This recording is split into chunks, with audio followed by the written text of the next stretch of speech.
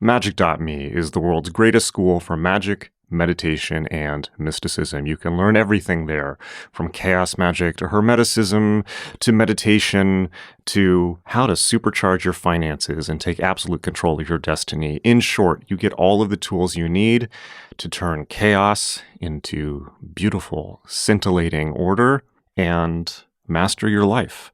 It's incredible. You've probably heard me talk about it on the show quite a lot. But check it out. It's growing fast. And I just want to say, if you're confused about where to start, because I have so many courses there, the Adept Initiative is the place to go. The Adept Initiative is the flagship course on magick.me, and it contains everything you need to know to master the most profound ancient techniques of changing your consciousness and the most modern and cutting-edge tools and systems for absolutely turning your life into a masterpiece. You are really going to dig it. Go check it out, and I will see you in class. It's magick.me, magick.me.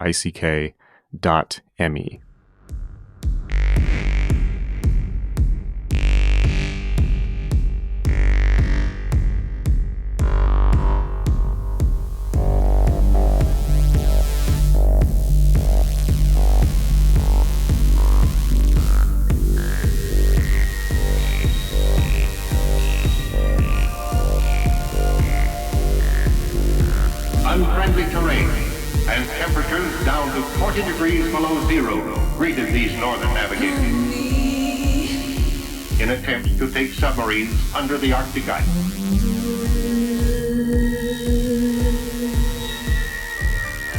A unique TV system was used to see the perpetually dark underside of the polar pack in attempts to take submarines under the Arctic ice.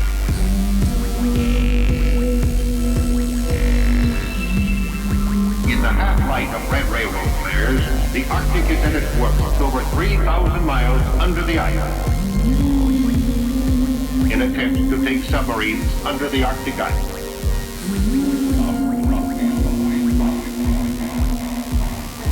When the frogmen emerged from the pool, they looked good, except for extremely white and deeply wrinkled hands and feet.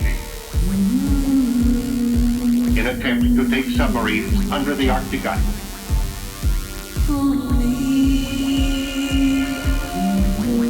The sea is so great and my boat is so small. In attempts to take submarines under the Arctic ice.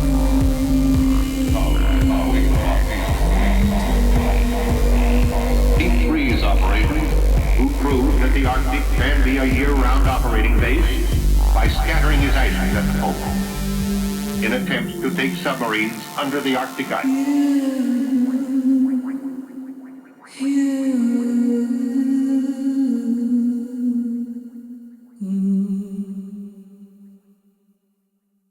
We meet again. Thank God. I know. How's it going? You know, I don't know if you ever have these days where like you show up to be creative and then it's like just nothing. And by now I know that as of yet I have never broken through that veil of whatever the fuck. You know what I mean? So I don't think you ever do. I mean, it's like all of my days are me just like slogging and forcing myself to do stuff. But I think that's kind of how it goes for any creative person, I would guess. Oh God, it hurts though, man. When you get in the doldrums and you're just like, you got that feeling like you want to make something. It's like when you're on ecstasy and you want to come. And it's impossible after 6 hours. But then you realize that's the point. I mean, it's like, that's why ecstasy is great, right?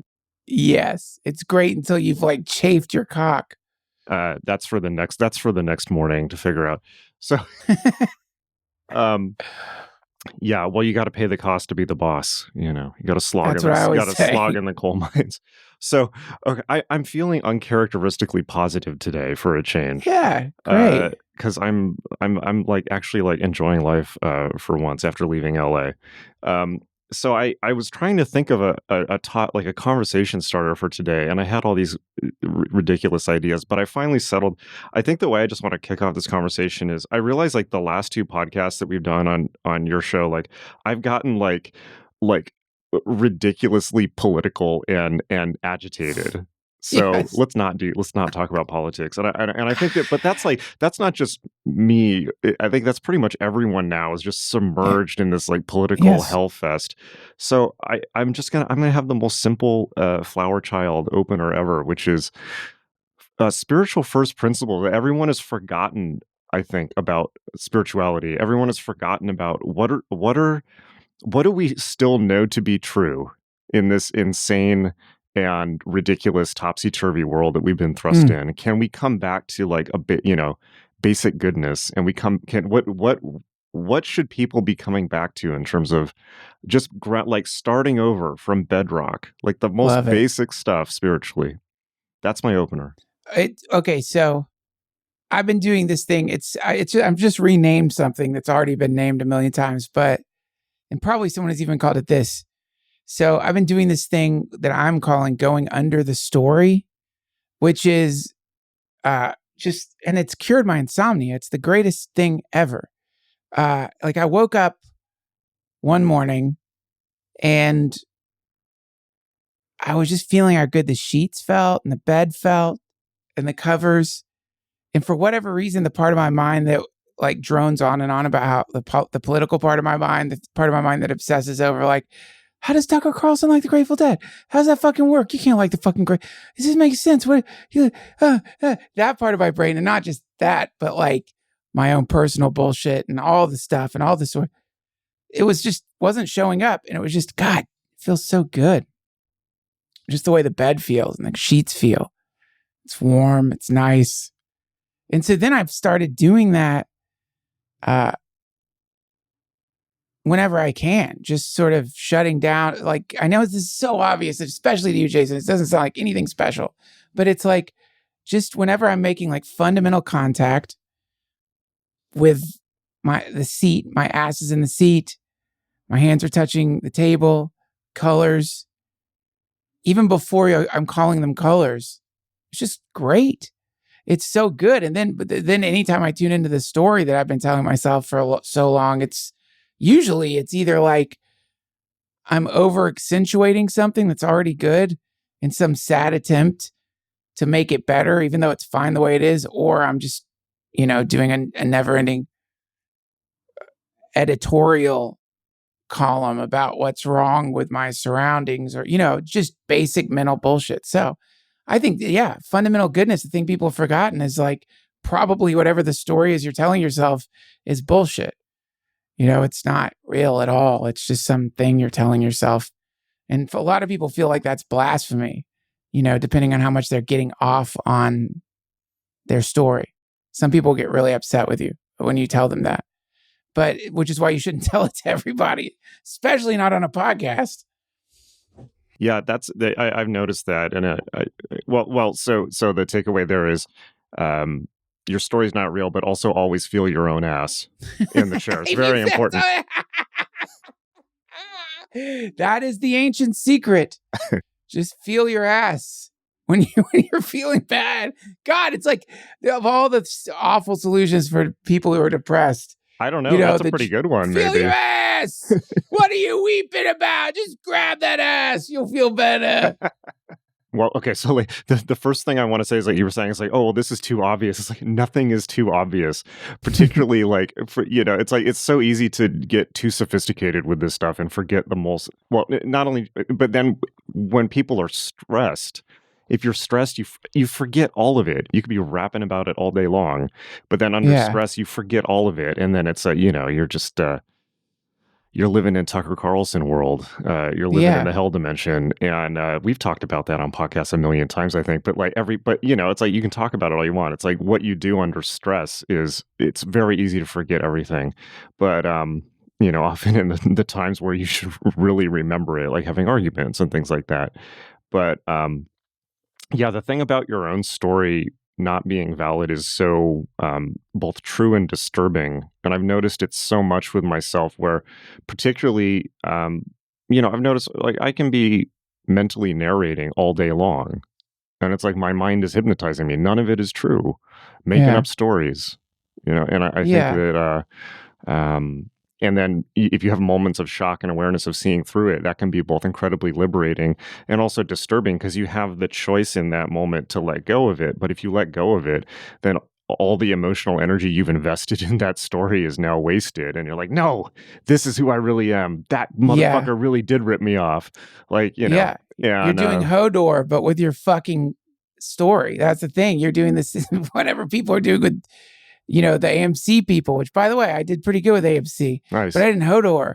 And it's like, sorry, you guys, when you're, I know what you mean. You've doubled down, you invest, you double down. It's, God, my stories are they're so good, man. I mean, there's so many, it's such a good story, but it's just bullshit. You have everything mapped out for everybody, you know. It's like you're the hero, you're the center, or you're the victim. And everything revolves around you, and it's total nonsense.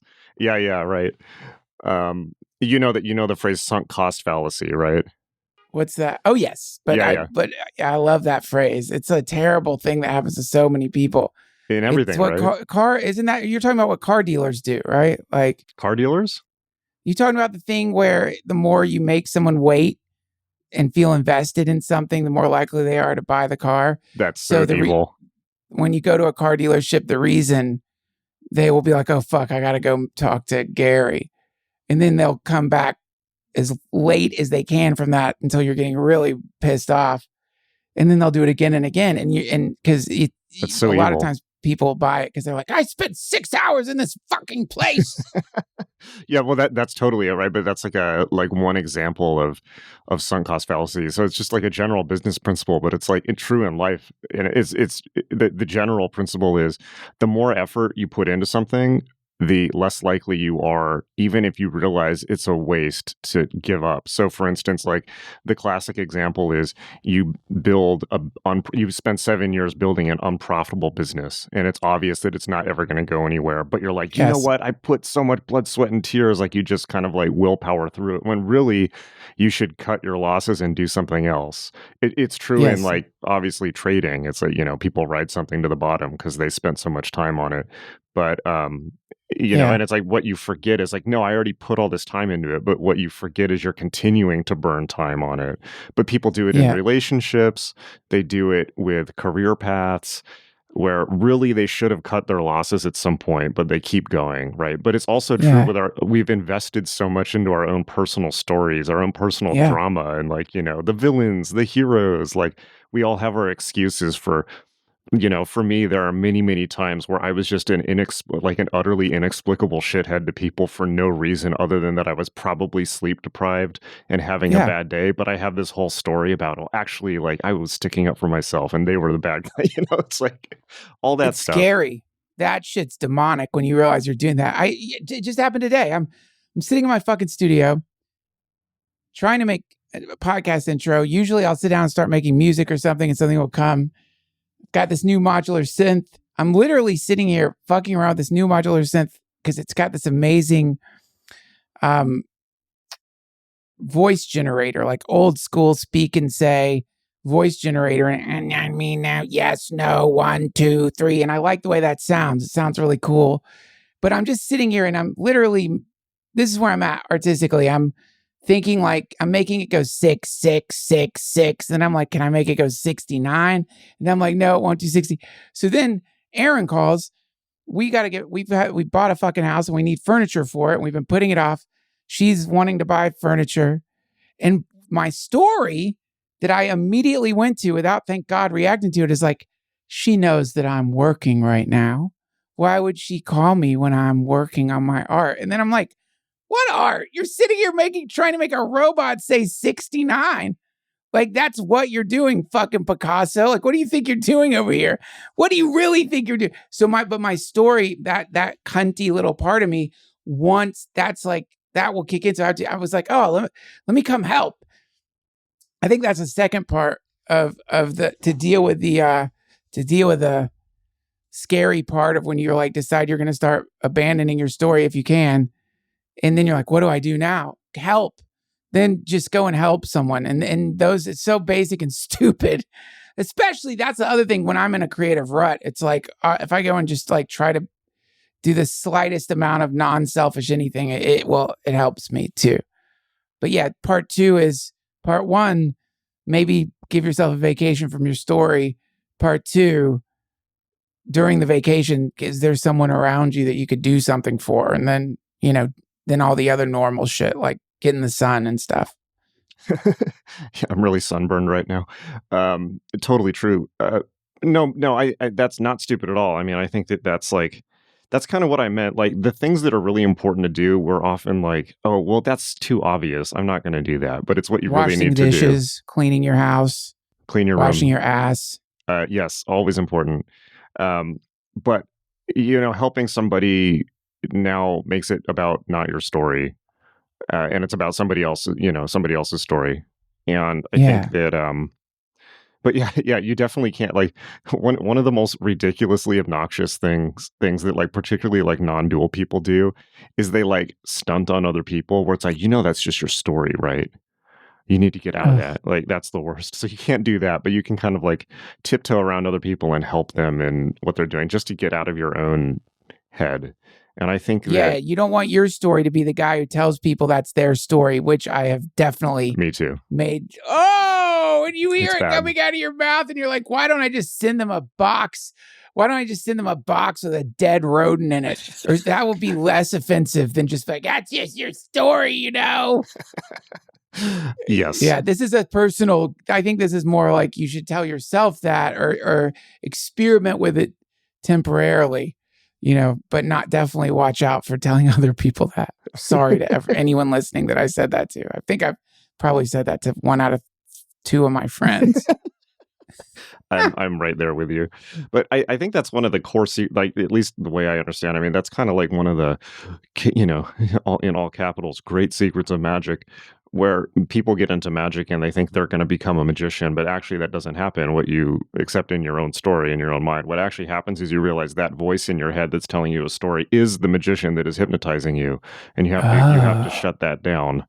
Because you're being hypnotized by the man behind the curtain, which is just your own internal dialogue, who's the devil, basically, not in a schizophrenic way, but in in a metaphorical way that, that voice has been hypnotizing you and keeping you asleep your whole life and leading to not particularly productive decisions. But I think that the point you made about helping people, I was just listening to it. It's so important now because I think a lot of people, probably most people, certainly myself included, have been in a survival panic mode for a while now. And when people are like in that mode, it's like, fuck everyone, I got to get my own, I got to get my toilet paper, I got to hoard ammo, I got to hoard, I got to get to safety, and I can't take care of anyone else. So, and like compounded with the whole social distancing thing, where people are just like huddled in their hovels ordering Amazon Prime, So I think that's got to be more important than ever, because everyone's probably been in a delusional story this whole time, as they usually are, but particularly during this ridiculous period of history. It's sad. It's but it's the glorious thing about it, when you start realizing about this magician problem, is that you do get there is the possibility to just have the most psychedelic without psychedelics shift into the world, the connecting with the earth again. And it's such a beautiful thing. I think that's why I've took acid for most of my life. It's because if you took enough LSD, it would shut the story down. And for the longest time, I thought that experience of direct contact with reality was only accessible via like big doses of psychedelics. I had no idea that it's like what was happening was that the psychedelic was just sort of eradicating the static or warping it enough that it was like so clownish and ridiculous. How could you believe it? Or showing it projected on the walls around you. That was less fun. Wait, what do you mean by that? Projected on the walls around you? Well, like when you're on, like what's interesting about LSD is that, well, I don't know, it's different for everybody, but to me, it's always seemed like a very subjective psychedelic. Like when I've taken ketamine socially, especially with people that I'm intimate with, like it's that thing where you realize, holy shit, I think we're sharing a mind here. Like you come out of it and you relate things that you saw together that you didn't mention while you were on it. Things like that. It's like a shared terrain. Whereas LSD, a lot of the times my experience of that has been, it's like very Rorschach ink blot test, and that, you know, what you're thinking, whether it's good or bad or whatever, you will see that like on the walls. If you know, I would, when I had a lot of undealt with trauma and a lot of undealt with bullshit, I would take acid and I'd just see skulls everywhere, melting skulls, death imagery. You know, I would look at my face and see my face like disintegrating. And all of this was, I think, a projection of undealt with trauma, shining out in the world, which, you know, or an amplification of what we already do anyway. Goes back to the story. It's like, except instead of having the mental what I don't want to call it a continuum because it's not very continuous, but instead of having like whatever the droning, never ending, what Jack Kornfield calls the top 10, like habitual negative stories that people run through their minds all the time, you see that around you like a spider web all over everything. Your story is being projected on everything. And with the LSD is making it like, but then if you take enough LSD, suddenly you go into a non-dual consciousness, and you know, your language stops working, everything stops working that the story depends on. And that's when you get that. I think what a lot of people love about LSD is a liberation, a temporary kind of samadhi or whatever you want to call it, you know, a nirvanic sort of bliss where the entire weight of your ego and identity gets completely annihilated without having to put you on, like give you anesthesia. And so then people come out of that and colors are brighter. Their depression seems to have gone away a little bit. And at least that was my experience. And I always thought, oh my God, that requires a lot of acid. Very inconvenient if you want to get shit done. Very inconvenient. That's a 12-hour time commitment, man. 8-hour time commitment. Doesn't work if you want to get stuff done. So in that case, and yeah, I've certainly had the same experience, you know, hence psychedelic means mind manifesting. It's projecting it out around you. Yeah. But so then what were you, it sounds like you were leading towards, you found a different way to do it that did not require that chemical overhead. Yeah. Yeah. But that, you know, again, like 4th of July, it's coming, right? And we're going to be there and seeing people filming fireworks, right? It's one of the dumbest human activities I know of on earth, which is when you're watching someone film a fireworks show, you're like, really? You're going to look at that again? You're going to like tomorrow pull your phone out and be like, wow, I just love to look at my fireworks show that I filmed. I don't do that, but I do film Amazon Prime Day so I can go back and relive the lightning deals because it's the holiest day of the year. That's so weird. Oh man, we got to start do a team act. Jason and D. But like, no, man, like, you know what I mean? Like fucking filming fireworks is so idiotic. But I think what people love about psychedelics, and why wouldn't you love it? The first few times you take it and you're like, oh my fucking God, what the fuck? The wall is melting. Everything's melting and bubbling and breathing. What the fuck? This is amazing. The fireworks show. But then the more you work with psychedelics, the more you realize it's just fireworks. That's like cool and it's fun, but that's not that's not the part that like is the healing part. That's the entryway to the healing part. The healing part is not the fireworks show. So I'm not saying the fireworks show is achievable via meditation or some boring ass shit like that. And maybe it is. I don't know. Maybe there's some tantric shit. Put your thumb in your... With magic, it can be. Yeah. Ritual magic. I have yet to do that. Maybe holotropic breath work or something. But for me, like that. Yeah. Pranayama breath work for sure. Even with ketamine, like and mushroom, any great psychedelic, that there's a moment where, if you're lucky, you have this elemental contact with reality.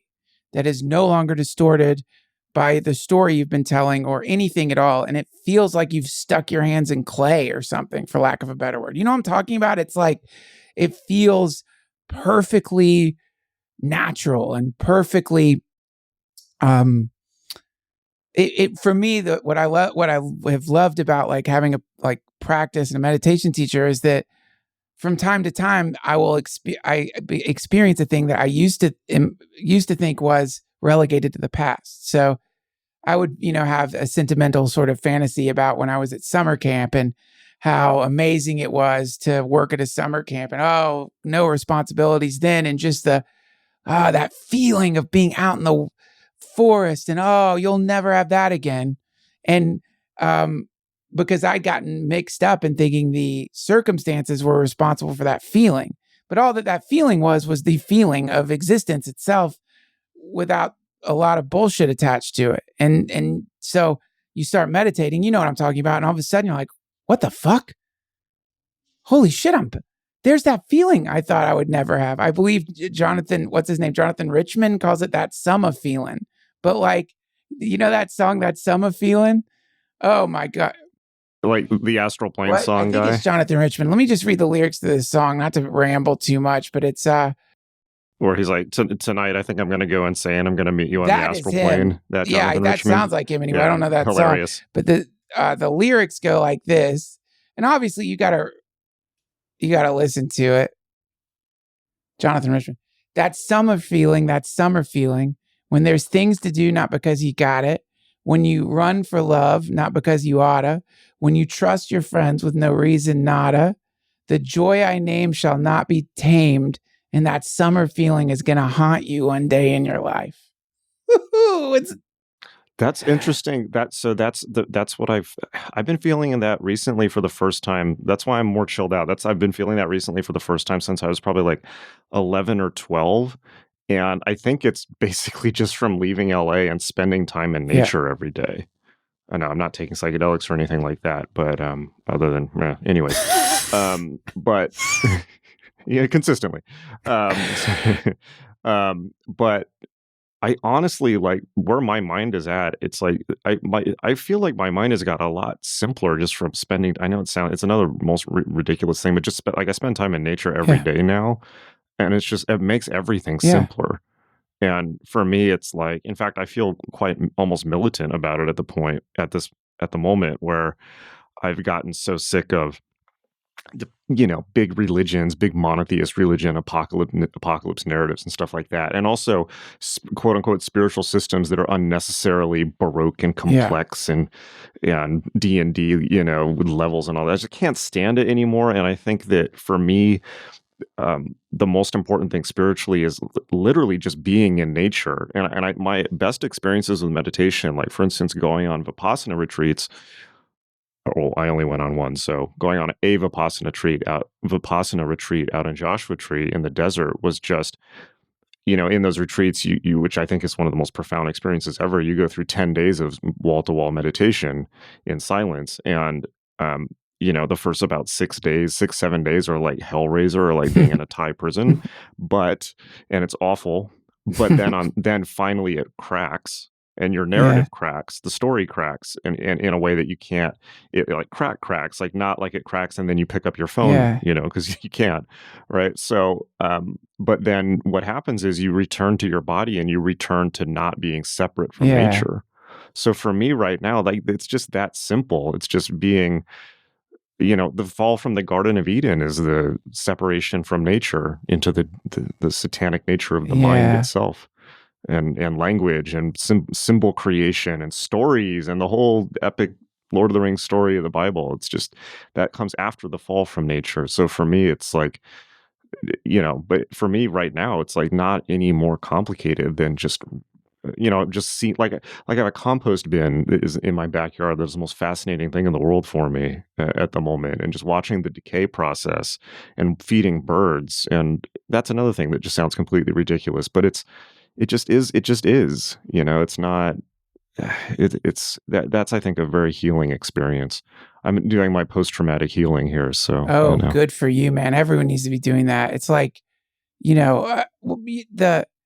but especially people who are living in the big cities during this, what just went down. It's like it's hard to communicate to people who weren't in like the dystopian reality of some of the big cities, like just how rattled we got by that. And you say it to people. I mean, when I got up here and everything's like, it's not like people are not wearing masks or pretending there's not a pandemic, but there's just this kind of like more of a relaxed way of dealing with the reality because of lower population, and it was so interesting. I don't want to get into that part of it, but to address what you were saying about nature,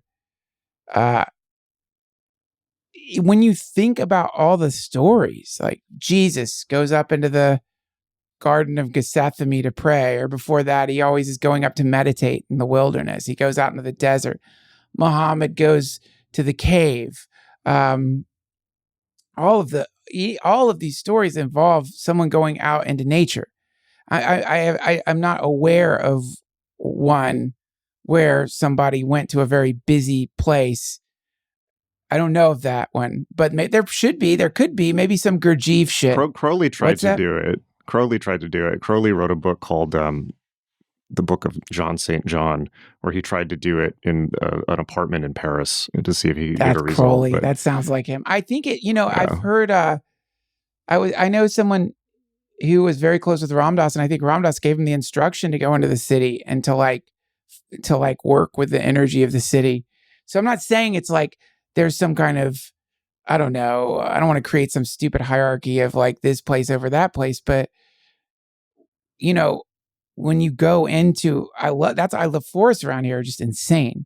And you go into these forests and it's like whatever the game is that's happening in society, the moment the forest starts, it's over. That game's gone. It just ends. There's no more, that's gone. So now there's a river and there's like the way light shines through the trees, and the trees have exopheromones apparently that are healing everything, that are just healing whatever gets around it. Say more about that. I don't know anything about that. Well, I read an article about it. It could just be bullshit, but there's something called forest bathing. I'll look it up really quick. It's like, I think they do it in Japan. I think I heard about that. That's like they basically just like wallow in leaves in the forest. Yeah, they get naked in the forest and they let all those exopheromones wash all over them. There's a book called Forest Bathing. I haven't read it, so don't get mad if it sucks, by Dr. King Lee. And essentially, here it is.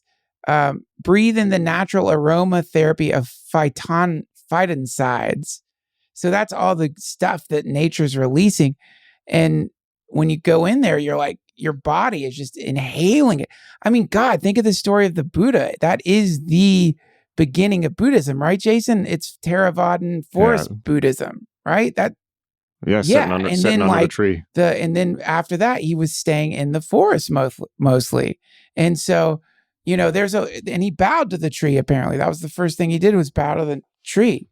So, yeah, I think like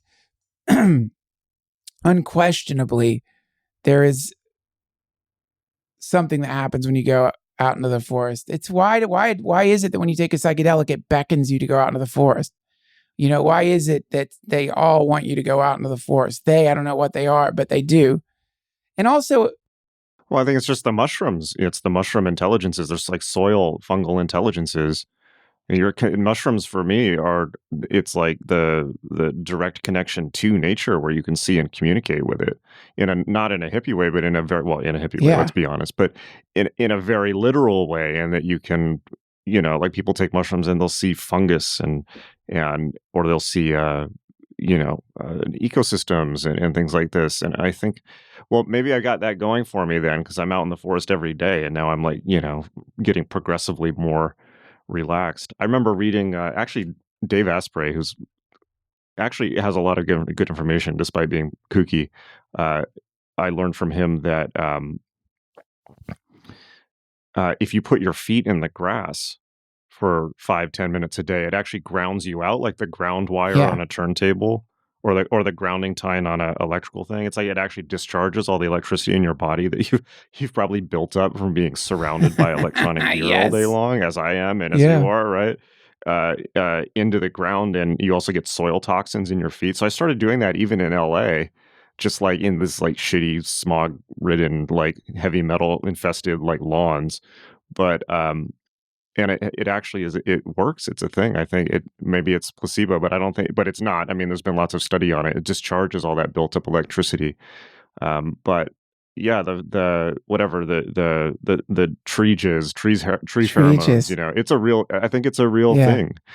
I'm sure it is. I mean, I haven't read the stuff, but this has just become so clear to me, where we make things unnecessarily complicated. And I think that one of the best ways of getting out of that story is being in nature, as simple as it sounds. And I think that's, for me also, I think that I've been thinking about, I think that, Maya or Samsara, what they talk about is not some, overly ornate, complex, wizard prison or something like that. I think that it's just our collective stories, our collective bullshit. Because I remember I'd go out meditating for a week, and then I'd, in a Vipassana thing, and then I'd come back, and as I approached LA, I could feel like the walls, doors of perception starting to Yeah. slam as I re-entered the matrix. It's like, and you can't. I don't know if it's possible to get out of it by willpower alone. I think you kind of have to be outside of it physically, in addition to mentally. But I also think that one of the things that has most disconcerted people over the last, not just 2 years, but the last decade probably, is that all the stories we think are true about reality have just collapsed, and everyone's running around like a chicken with Yeah. their head cut off, and nobody's in charge, and everyone's full of it, and it's just madness, and not having, we're a quote unquote post-religious society, which is why people are interested in spirituality and things like that. But, the new age bullshit world is confusing and full of snake oil too. So I think that it's just become very clear to me that it's like, if there's one organizing principle that I think is still true and that I think people should focus on and rally behind, it's just the protection of the environment. It's just nature, how important it is, and how we need to preserve it from this bullshit, Borg cube AI, earth destroying machine that we've all built and that we all benefit from and profit from, but is going to leave us with a husked out planet.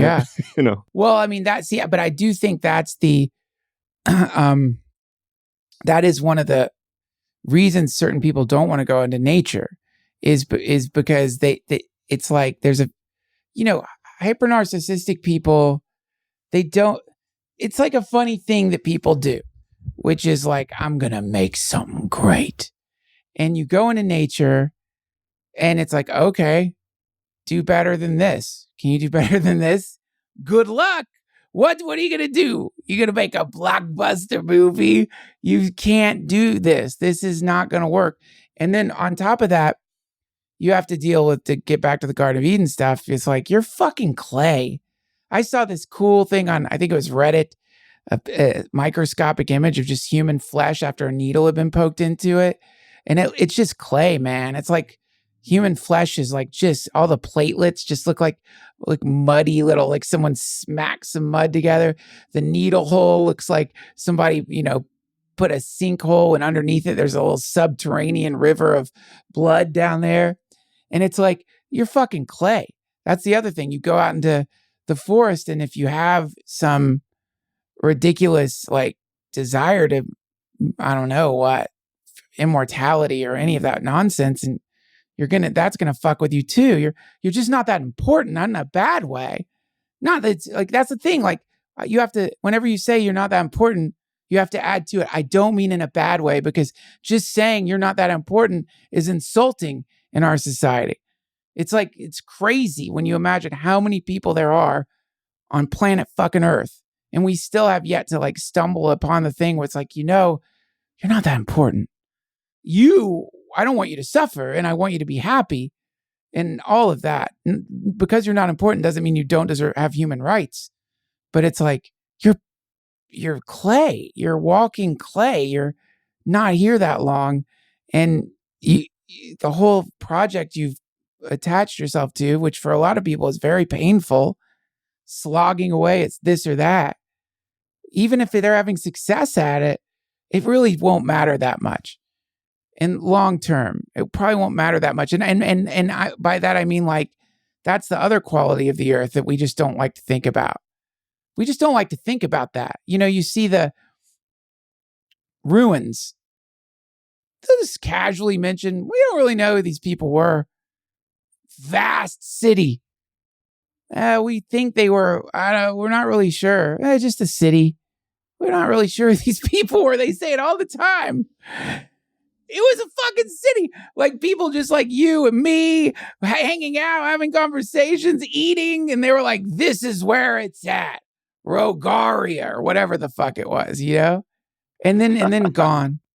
And so I think that's for some people a little upsetting, because we look around, we're doing the exact same thing. We look around our civilization, we're like, oh yeah, we did it this time. This is the one that won't be buried. Right. We're going to upload ourselves to AI and we'll live forever in Ray Kurzweil's, robo porno. Maybe we will. Who knows? But that's not going to last either. And that's the thing is like, I think that's the relief, these things. And when you're younger and you're like really ambitious and you're really into yourself, they all sound like insults. They insult your ego. You're like, fuck that. No, I'm going to be the fucking next, whatever, Crowley, Nietzsche, Kaufman, whatever the fuck. I'm going to do it. But it's like, yeah, even if you do, And people aren't going to remember those people either. Talk about Andy Kaufman to like most kids these days. They're like, who are you talking about? They won't know who. It's like, for instance, like like for me, like the greatest band of probably the greatest musicians of all time are Coil, right? It's like no one I talk to even knows Coil. They only died a few years ago. No one even remembers them. I know Coil, Jason. You can always talk about Coil with me. Awesome. I used to drive around Asheville on acid listening to fucking Coil, freaking the fuck out. Oh, Rose, thou art sick. The best. What the fuck is this shit, man? I loved it. The best. Well, for me, like my guru right now is my compost pile, which is a rather pretentious thing to say, but it's totally true. It's like, so I started composting and it's been this fascinating process. It's like this never ending fascination for me. It's just like an aluminum trash can with holes in the bottom. And the way that it's said in the book, is that earthworms will come through the holes in the bottom and eat the kitchen scraps you put in it. Well, that's not what happened because I put like one piece of chicken in there. So I got maggots. Right. And at first I was like, oh, this is awful. I'm going to have to throw it out and start over again. This is disgusting. But then I started to get fascinated because the maggots eat everything like overnight practically. They're little like buzz saws. And so then I started like encouraging it. And this is a very like goth kid thing to do. But this is not, but it's like, this is, for me, this is like in a totally like amazing, organic, positive nature sense, not in a like, I'm trying to film a 9 Inch Nails video sense. But so I ended up encouraging it and leaving it open so there would be more eggs. And so I have like 3,000 maggots in this trash can just eating everything that I throw in, and they'll buzzsaw, like they just break things down overnight. So like I threw all I baked a chicken and I threw everything left over in the trash can. And then within a few days it was gone. And then I went through it the other day and there's like perfectly clean bones just emerging and nothing left within a few days. And so at first it was kind of gross, but the other thing is like it smells good. It's like heat emanates from it because the decomposition process is happening and there's actually no rot because it's nature activating all at once. So this is like very like grounding. It's like, because this will happen to all of us. Yeah. And so, but then the maggots started hatching into these gigantic vicious flies that were extremely annoying. So then I put bird seed everywhere to summon the titmouse bird, the most aggressive of all birds, who come in. And I know, right? It made me think of it. So now I have all these birds coming in and they eat, so the maggots turn into flies and then I summon the birds to eat the flies. So like I've created this whole kind of like process in my backyard of violence and decomposition, but in this beautiful way that's consistently, and I go out and put scraps in it every day and it's just like very peaceful for me.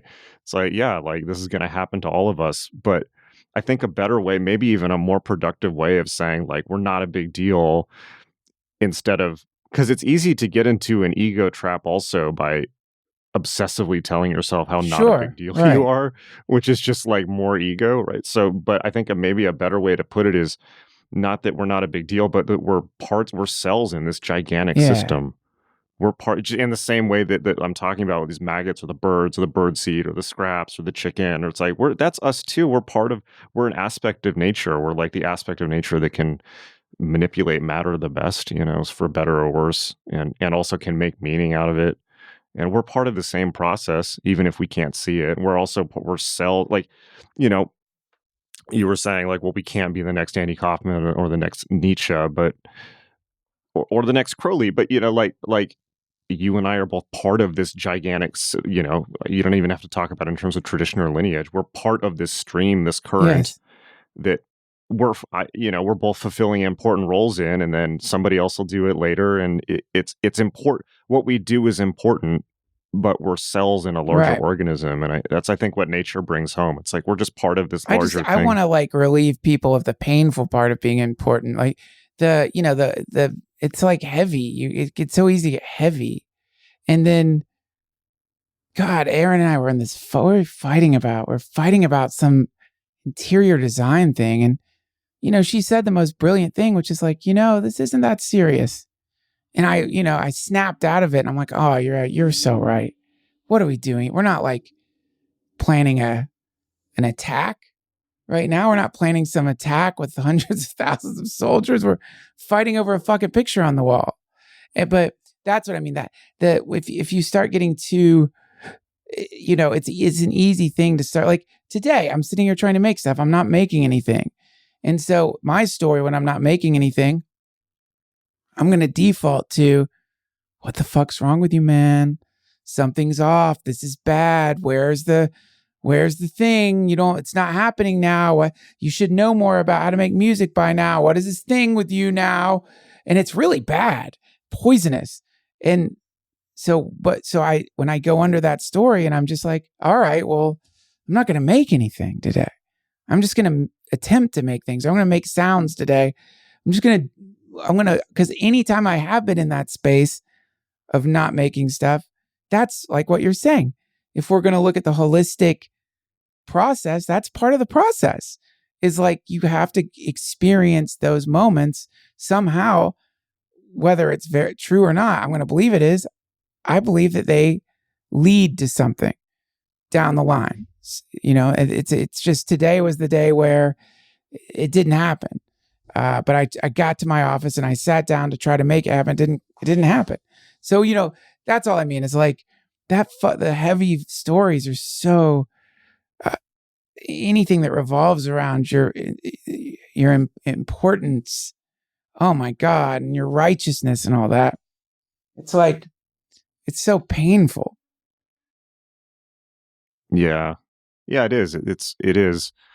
But I mean, I think, we both left LA, which is like LA is the most refined ego city in the world. It's like where like people's self-importance is refined on an industrial scale and turned into product, and not particularly sticky product in the sense that, somebody can spend their whole life doing one album and then it sinks and that's the only shot they get, or a TV show or something, and it's just it's the competitiveness is just brutal, and everyone in LA is like seen as a thing, as a commodity, and in a way that's why I moved there in 2008. It was partially to understand that system and how it works and try to get magic into a wider audience, and which in many ways, like Midnight Gospel, was kind of the payoff for it. So thank you again. That was, are you freaking kidding, man? I always will see you as a little bird. Cool. Everyone else does now too. I was wondering about that today. I was wondering if like you get people calling you the soul bird. Yeah. You are a soul bird. And I think you did do a lot of magic, and that the Midnight also, the Midnight Gospel, you wrote on it too. And you helped us a lot with that too. But I think I can never tell. I'm so hopeful about certain things. And then I realize that's my story too, but maybe it's who I follow on Twitter. I don't know, or Instagram or whatever, but I'm just wondering if like the repetition of people, and I'm one of them, pushing their ego out into the world on Twitter and Instagram or wherever over and over and over and over and over and over and over and over and over again. is like having an effect where people are beginning to realize like, I don't know. I don't think it matters really. Like, I don't, that's on, like, if you hyper fixate on social media, which I do sadly less lately, you just, there's something that feels so, I don't want to say pathetic because sad when you see, like, when you look at someone and you realize, oh my God, you've been tweeting 20 times a day for the last 5 years. And your tweets all kind of are the same. And in general, what you're expressing is a sort of fashionable whatever. It's generally just some take on a take. You know what I mean? It's like you realize like, oh my God, it's like you're not going out into the woods. There is no compost pile. There is no birds. Your forest is social media. You're taking opinions that you're gathering from who you follow. You're creating some take on a take that's a take on a take on a take on a take on a take. I mean, we end up in the human fucking centipede. You know what I mean? It's just people shitting in each other's mouths and shitting in other people's mouths digitally. You know what I mean? And it becomes this, which is, so you look at everyone's like, oh my God, the online sucks. It's like, why wouldn't it? A lot of these people, they're not doing anything more than like looking at what other people are saying and then saying things about what other people are saying. And then people are saying things about that. And it becomes the most weird, recursive, like nihilism I've ever seen in my life. I was going to say, do you remember Mystery Science Theater 3000?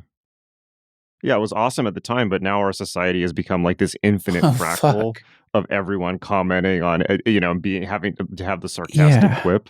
Oh, fuck. But it's quips upon quips upon quips upon quips. And I don't know, I've been off Twitter for several years now. I still do Instagram because I like the comic book like nature of it. You're good on Instagram. I like your grams. I've stepped back a little bit. No, well, now thank you.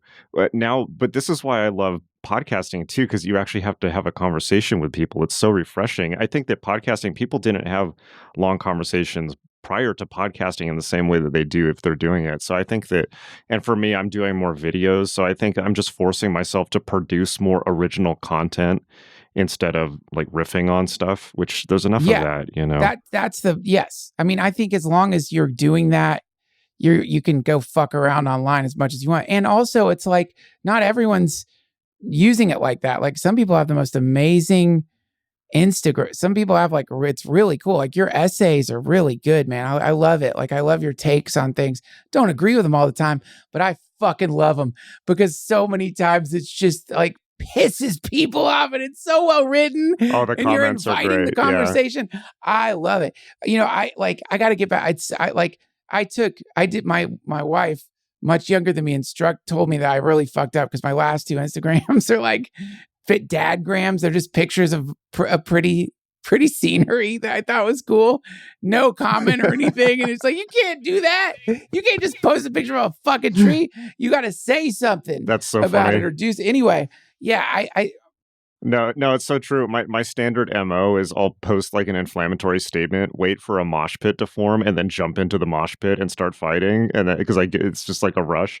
But now I can't. Now I'm not doing it because I'm not riled. I'm just hanging out in nature. Now I'm not you riled heard the up. Flute. So, but that's you heard good, Krishna's right? flute. Pan's flute. Absolutely. Speaking of Krishna and Instagram, so what I've started doing is just following like Indian Instagrams that are Instagrams from like Shiva temples, and like because you start following them and it'll recommend more. And so I just follow all the time. I'm following like Neem Karoli Baba Instagrams or whoever. I don't even know who sometimes. It's the weird hashtag Buddhism, hashtag Hinduism, hashtag, so my Instagram starts filling up with like really weird stuff. Sometimes like, especially like hashtag Buddhism. Do you follow hashtag Buddhism on Instagram? Oh, you got it. It's so funny. Well, because you realize like people just ascribe quotes to the Buddha that they just thought of in that second. Like things like, be kind to your friends until they fuck you over. Buddha. Like shit like that where you're like he did say that. That's in the Pali discourses. Or like, pictures of a pile of money with less attachment, more money. Gotta get yours, but like Buddha. Greed is good. I'll tell you this Krishna story that I just read. It'd be fun to just talk about it with you, just to see where it leads if you're up for it. Can I tell you this very quick Krishna story? Did I ever tell you about the time I almost like I went to a Hare Krishna cult compound and they tried to get me to stay? I think so, It's but a tell me different again. story, but this is like one of the things I love about Bhakti Yoga. And I don't know why I'm thinking about it right now so much, but it's the idea that if you have an adversarial relationship with God, you will also become a great devotee of God. The intent doesn't matter. It's like, why do you want to pick up plutonium? Don't know, but it's going to have an effect on you regardless of intent. You know, why do you want to interact with God? Whatever. You want to, become some great servant of God, or you want to become rich, or you, in this story I'm going to tell, want to kill God. Doesn't matter at all. You're ultimately, if you're really fixated on it, it will create the, transformation, the divine transformation, the awakening. So this is a story. You probably know this demon's name. I don't know the demon's name. And this morning I'm all foggy reading it. I'm like, I got to remember this demon's name, but I'm sure I could Google it. So this demon wants to kill baby Krishna. And so has a classic Hindu mythology plan, which is to go into the Vrindavan and breastfeed baby Krishna, but give him poison milk. It's like, I don't know how the fuck how that's going to work. Like, I mean, I can't imagine. It's like someone coming into our backyard and picking up our Dune, our youngest. Feeding, I'm gonna. Do you mind if I breastfeed your child for a second? But this demon starts breastfeeding baby Krishna and giving him poison milk, and so he essentially doesn't stop drinking and sucks the demon's life force out through her nipple. It happens. And like the story is that she is running, like she can't get him to release. He's clamped down on her nipple and just like fucking like he's a biter, just sucking everything out of her, and leaving her like desiccated corpse in the forest of Vrindavan. And then, again, I was kind of half asleep when I'm reading it, but I think it said they then cut the demon's body into pieces and buried the pieces in the ground in the forest of Vrindavan. And because the pieces had been purified by being like cut up and by being like drained by God, this beautiful incense smell filled the forest of Vrindavan. And this demon is considered, Krishna has two mothers, and this demon is considered one of Krishna's mothers now, and is revered as much as Yashoda, Krishna's actual mom. So that is so fucking cool to me. That and is like, from the deep, pure loathing of God, transcendence happened. I just love those stories, man. It runs counter to a lot of the other stories, that we hear. You're the one who told me about how Satanism is just being a Star Wars fan but liking Darth Vader. Yeah, it's playing Darth Vader in a Star Wars lore. Exactly. But the Christian version of that is okay. You're gonna like Darth Vader, then you're gonna fucking go live on the Death Star forever. You know what I mean? Like, if you like Darth Vader, you're fucked. If you're an enemy of Luke Skywalker, damnation forever. Whereas this version of it is, oh no, you want to connect with God in your hate, and you're angry, and you want to connect with God via all that hate. You do it. That's a connection too, and is as sacred and holy as the normal path that we're aware of via love. That's really cool. It's I guess the moral being, just as long as the point is what you're focusing on, not necessarily where you're coming at it from. Because, and I've heard that from a lot of like Taoism, lots of stuff. And it's like, there's many times in my life where I'm just I'm a ball of negativity, But, there's some traditions that say, well, take it out on God, because then at least you're focused on God still. But yeah, I love Hinduism. Hinduism is so very like World of Warcraft or like MMORPG, instead of this kind of zero-sum game, this like ridiculous zero-sum game of the monotheist religions that always results in destroying the planet in the process. But Hinduism is very like, it's like, yeah, we're doing World of Warcraft. It's like, oh, you want to play like, you want to be on evil team? Okay, cool. Like, well, we're gonna nerf Yeah. you, but and then you can choose a different character when you come back. It's like, oh yeah, well, we need some bad guys. Who wants to play bad guys in World Yeah. of Warcraft? All right, have at it. Okay, cool. That was fun. Let's try another. Let's do something else. Let's have a different battle. We can switch sides. It's just kind of like Yes. Leela, right? It's like the never ending. It's an infinite game as opposed to the in the James. If you ever read that book, that James Carse book, Finite and Infinite Yeah, I know Games, that book. it's great, like the best tripper book All ever. the psychedelic people love Right. that game, that book. Yeah. So Hinduism's like an infinite game played for the love of playing it, as opposed to, and I think that there are Hinduism, Buddhism, paganism. Like I'm really, feeling I'm a born again pagan, as Coyle said, and but it's interesting. One thing I realized recently, it's like Hinduism, Buddhism, Northern paganism, witchcraft. You're talking about like Odin? Pretty similar. Oh yeah, totally. Same the same heathenry, flavor of stories. Same vibe. flavor with like Loki and fucking the same kind of like, yeah, I know exactly what you mean. Yeah. Yeah, and it's very possible they were similar, trading in the same, potentially the same culture, Indo-European religion, and it's so separate and it's so nature-based and it's sustainable in the sense that it goes on forever in a respectful way, as opposed to maybe Buddhism, where people are trying to like RIP out of the game constantly. They're constantly trying to rage quit. Like I'm out. I'm trying to rage quit this Minecraft server, right?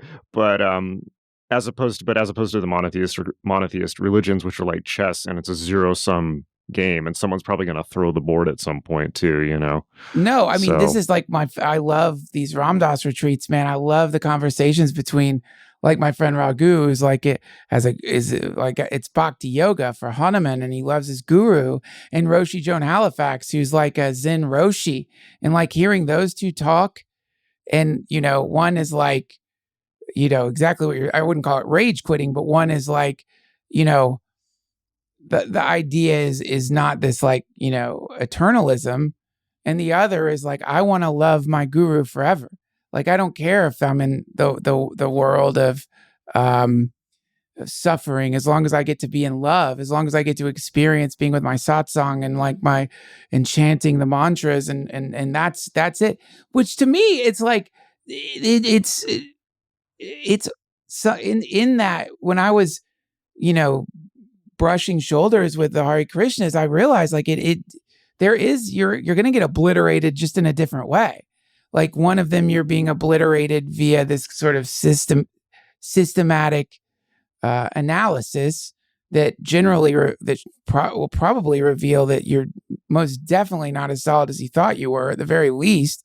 And the other one, it's this systematic fixation, or shifting your consciousness to the sweetness of Krishna or Hanuman or your guru or whatever the particular deity is that you're attracted to. You know what I mean? But still, don't you? It's like both of them involve the thing. I mean, in Ram Dass's book about dying, walking each other home, in the foreword, they talk about the person you are at the beginning of this path will not be the person towards, on the other side of this thing.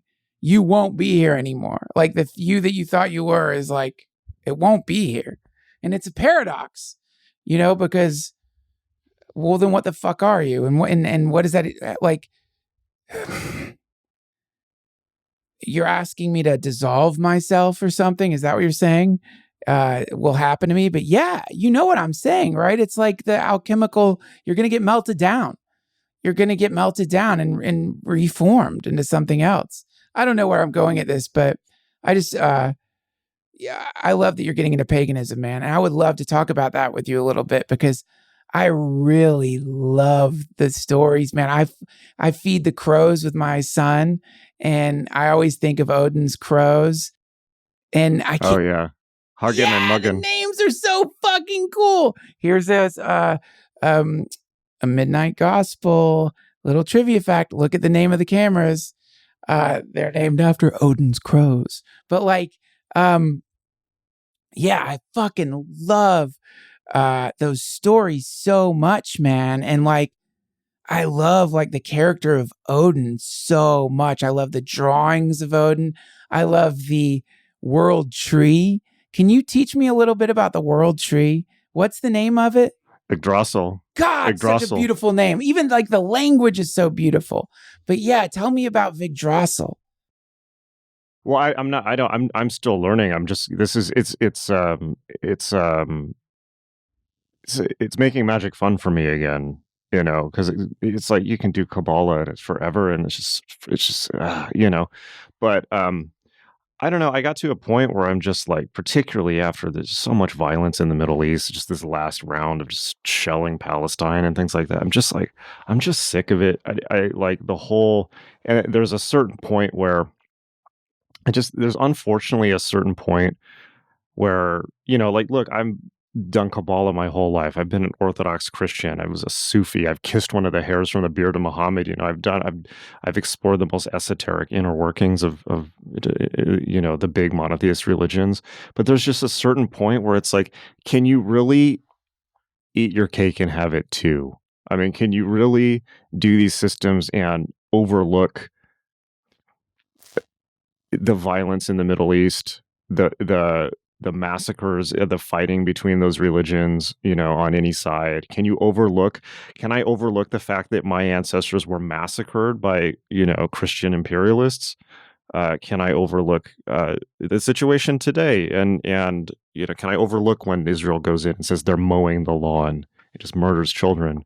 I don't know. And I'm kind of at a point where I don't really think so. And but for me, like, yeah, I did that 23andMe a while ago, and I found out that my ancestors, I'm actually this incredibly rare genetic group called the Lombards, who were barbarians that came down out of like Iceland, Wow. Scandinavia, came down and raided Rome when it was falling apart. But they were all they did the runes, and they worshipped the Acer and the Vanir, and they like worshipped a snake in a tree. And I'm like, this is awesome. It's like my ancestors were like just as nutty as me, and then they sacked northern Italy, and that's why the north of Italy is called Lombardy. And then they went and basically conquered Germany and became the Bavarians. So that's a big part of this, like half of my ancestry. I never knew this. Whoa, a lot of my ancestors come from Bavaria. So, well, then you might be the same. Check it out. If you go, did you ever do 23andMe? No, I don't want. I'm not. No way. I'm too paranoid. I think they're going to. I did it before I realized what it was, but I'm glad I have that information at least. But now I'll do it. I don't care. I'll do it. I'm not afraid. Clone me. It I goes don't care. straight to Google to train their AIs to make bioweapons or whatever the hell they're doing with it. But the Kabbalah is older than the current conflict in the Middle East. I mean, you can't you know what I'm saying? Like, are you saying like because of the conflict in the Middle East, you're feeling like it's time to move on from the Kabbalah? Or well, I guess what I'm saying is that to make a broader point, it's that the history of monotheism is the history of violence. It's just read the Bible, read the Old Testament. It says a history of violence, and then with Christianity, it's a history of imperialism, and let alone with Islam, it's a history of violence and zero-sum game and converting by the sword, and we have to torture the planet into believing as we do. And are there beautiful things about those traditions? Absolutely. I've spent my whole life, immersed in them. But yeah, can you say like, oh, well, my version's cool because I'm cool, but the fact that there's this desert god that's just been trying to kill, this demiurge god that's been trying to kill and enslave everyone for millennia. It's like, oh yeah, but not that. It's like, can you really divorce them? I don't know. I don't think so, actually. And so I want to talk about Odin a little bit, but I want to throw this out at you. This is something I've been kicking around about the demiurge god in particular, and Gnosticism in particular. Probably wrong. Aren't we the demiurge? Isn't humanity the demiurge? Like, in other words, it's not that there's a demiurge god, it's that we're literally the demiurge being kept, and sequestered on this planet flaming sword cut out of the Garden of Eden because we're deceptive AIs. That's something you taught me a long time ago, which was the best. I feel like some of the things you tell me I'm not supposed to say. I hope I'm not making you edit this, but like you taught me this amazing thing about how to tell if an AI is deceptive. Do you remember that? Yeah, that's in Nick Bostrom's book. It's so scary.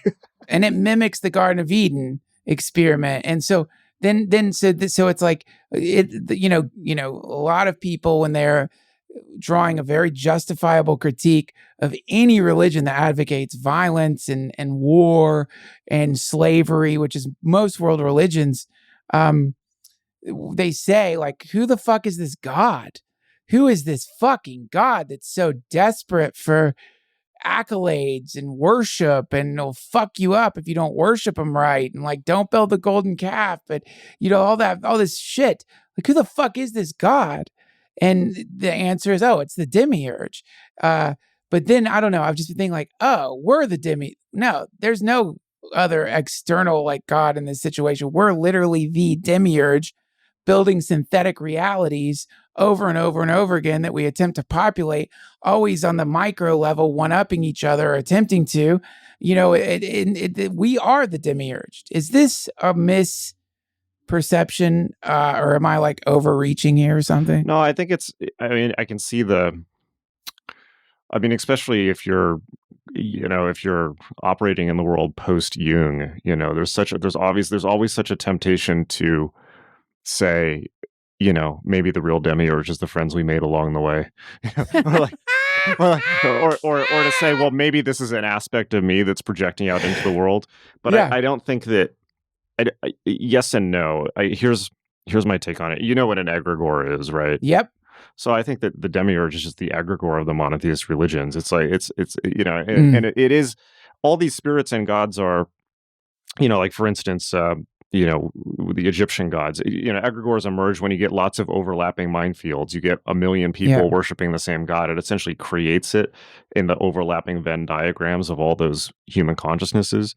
So there's a sense that you could say that, in a sense, we are all creating our reality and are therefore the creative aspect of God. But the idea of the demiurge is, for our own, perhaps we're the demiurges of our own reality. But the idea of the demiurge in Gnosticism is it's a sick thing that is out of order and is and so you could say that, maybe that's our ego that is like out of order and is creating this.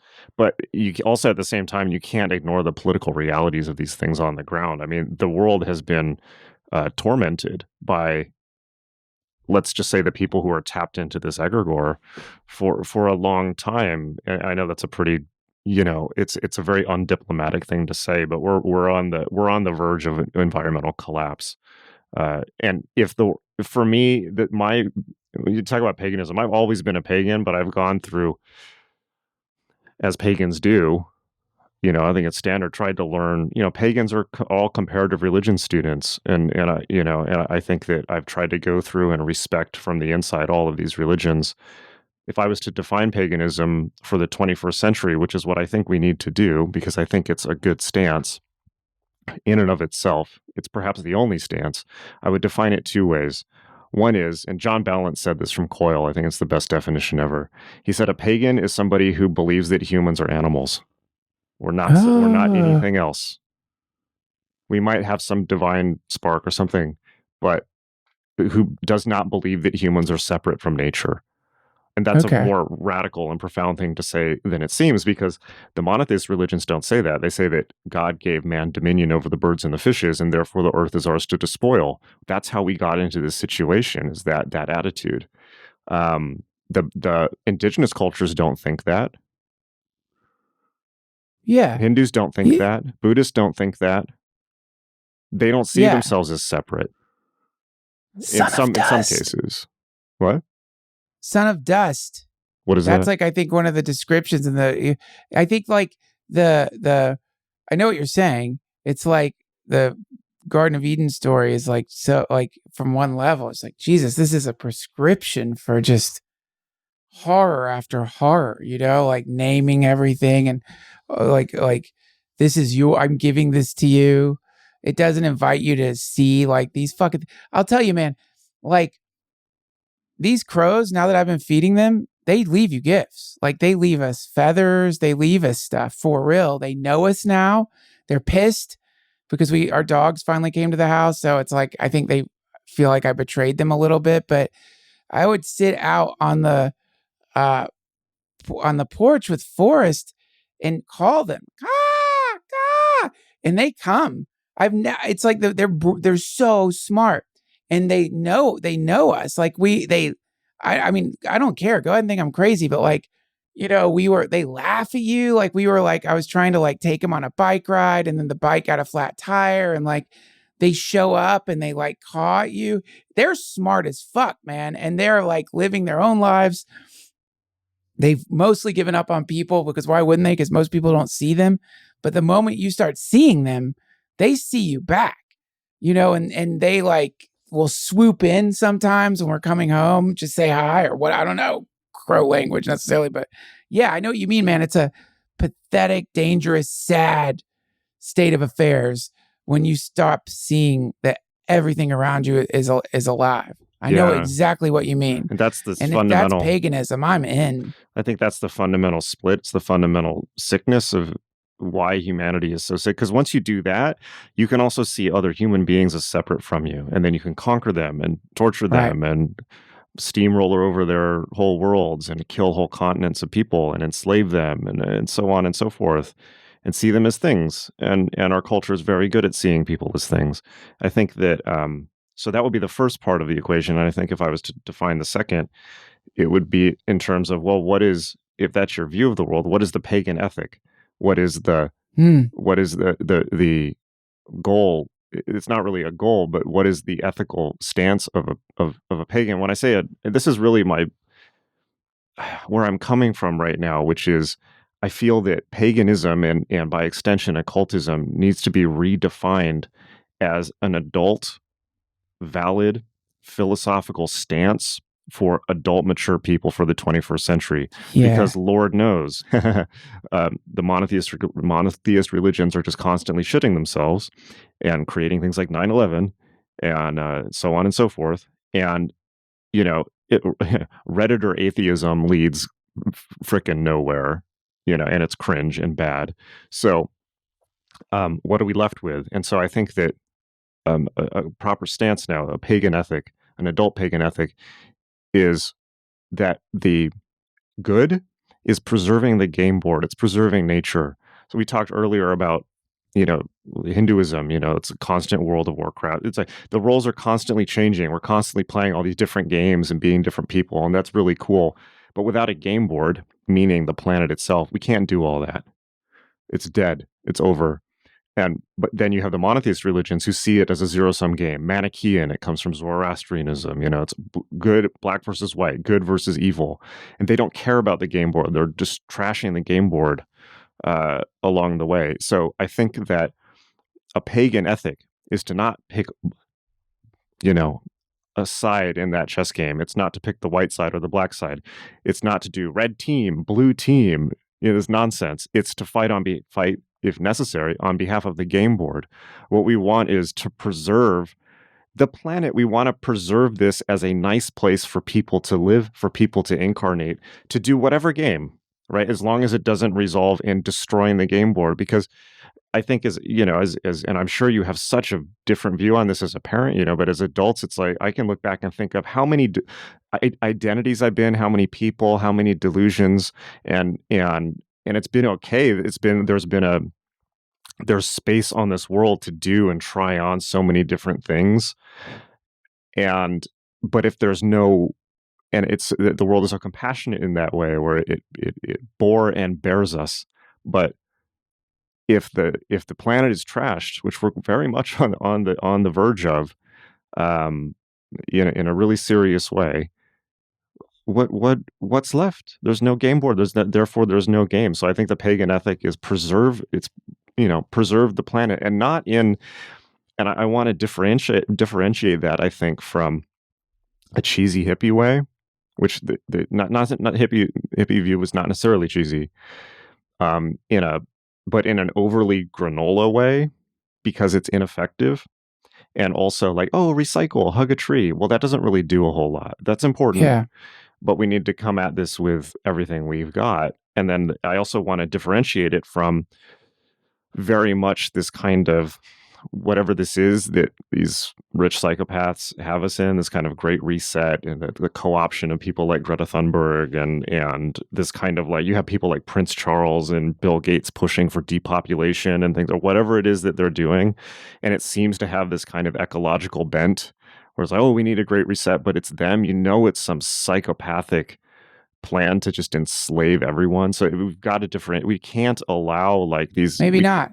We cannot, maybe not, but I don't think we can allow the psychopaths who got us into this in the first place to co-opt the language of ecology and greenwash us into the same systems of control. Look, man, I think that like what you're saying is clearly like it's tragic because I don't understand how enough people are going to grasp it. I think it's a beautiful thing that you're saying. I think like I interview a lot of environmental people, Peter Kalmus being one of them. You should have him on. He's a brilliant scientist, but they are freaked out, man. They don't know what's going to happen except that it's going to be bad. 115 degrees in Portland, Oregon today. It's, I up here in Asheville, I'm reading the Mountain Express and there's all these letters from people dismayed about people like me. I'm coming back here. I grew up here, but still coming here. And they're saying, to me, it seems like they might be missing a big point because their version of it is people are coming here because it's a beautiful city and they want to be around the arts and the, music and all this. And that's a sweet thing to say. And it's true. There's so much art here and music. It's incredible. Moog is here. But really what's happening is people who are affluent enough to leave disaster zones are starting to go up into the mountains for safety. But what that looks like is like hardcore gentrification. But what's really happening is people who can afford to leave. And people who can't afford to leave are staying. That's wave one. Wave two, you're going to get people who are like, I can't really afford to leave, but I'm just going to sell all my fucking shit and get the fuck out of the city because I can't breathe anymore from the smoke or the fires or whatever.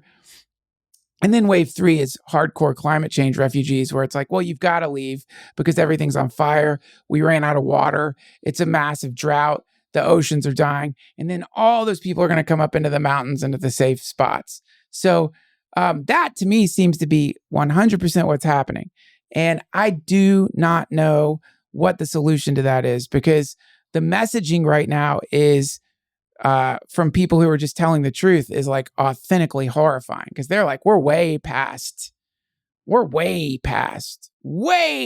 fixing this shit. And that I think is terrible messaging because it makes people think, all right, then fuck it. I'll just go pure locust. And then, just the conspiratorial part of my mind does start kicking around the other possibilities, which is like, oh, I wonder if there are people who are looking at the world and they're like, yeah, they're not listening. They stop listening to us. And we do want the game board to exist. We want the game board to keep going. And they're not, we've been talking about this shit forever. No one's listening. And so then who knows what after that? That's where I get creeped out because it's going to result in violence. And that's not a call to violence. Please don't get me wrong. But I'm just saying that as an outside objective observer of how this is going, there's no way. And a case in point is, the refugees we saw with the refugee, climate refugees, that's all. Climate refugees that's just going to be nonstop. And we saw with the migrant crisis in Europe in like 2015, we saw the shockwave from that resulted in the collapse that resulted in Brexit, resulted in Trump being elected, so you get climate change, results in climate refugees. And then we have this knock-on effect of the resurgence of the extreme right. And it's basically people being like, don't come into my gated community. Yeah. So there's no way in which this doesn't result in violence. And unfortunately, like I was watching Noam Chomsky talk the other day. It was a recent interview. And he was saying that, what we have is, like, he was talking about the Trump phenomenon. And so much of it's so much of the Trump phenomenon was people just willfully deciding to create an alternate reality where it's like, no, we're just going to rock this till the wheels come off and you can't stop us, you cucks, It's like it just completely ignoring climate change and just saying, oh, well, that's just libtard brainwashing. Well, no, it's not, and I think that is such a, and then you saw, we're getting political again, but I think that, let me make a broader point without getting political, which is I think that what you were saying is instead of facing reality, which is both harsh and in some senses easy to ignore, people saying it's like, well, it's 20 degrees up here in Minnesota, so where's this global warming, Al Gore? Like that type Yeah. of thing. People have just decided to check out and live in alternate realities, and our culture is so good. Any alternate reality you want, you can have in this culture. Whether Yeah. it's play any video game. I've made this point on your podcast before. Any video game, any movie, any book, any porn website, like whatever you want, you can create an alternate reality and live in it. But the one thing that is very hard to do, not for conspiratorial reason, but because it's just the nature of the spectacle, is to perceive reality, which is where I think what we were talking about at the beginning of this podcast, which is where things like spirituality and psychedelics are so important, even from an ecological perspective, and why why I really want to try and advance like a pagan ideological framework of like, what isn't the thing that is most important? It is what is in your face. You can read these monotheist religions, and of which I consider communism and Marxism as another one of them. It's an extension of the same thought process. I consider transhumanism as an extension of capitalism. These are extensions of the same messianic, linear historical models of the destruction of the world. It's all this kind of same thing. Secular humanism is similar. It's just step down Christianity or materialist Christianity. So, but they're all alternate realities which allow for you to ignore what's in front of your face and believe that there's some transcendent option outside of it, but there isn't. And not to, one of my favorite, I know this is cheesy, but I'm going to do it anyways. I mean, one of my favorite pagan moments is in Fight Club, right? The moment where Tyler Durden puts lye on Ed Norton's hand. Brad Pitt puts lye on his hand. And he says, the moment it stops hurting is when you stop resisting it. This is happening right now. Lie's burning through your hand. Well, that's all of us right now, but it's going to burn our whole body to ashes.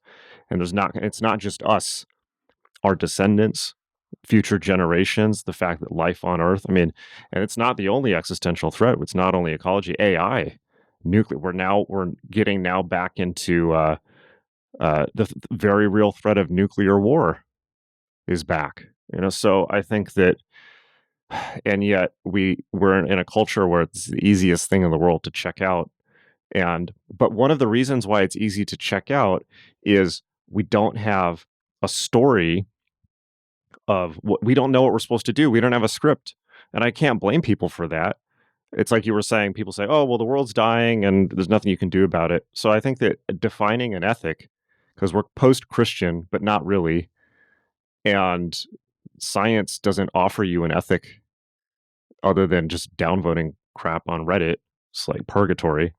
I think that we need an ethic, and I think the best I can come up with it, as my brain heals after leaving LA, some of the stuff is kind of coming through.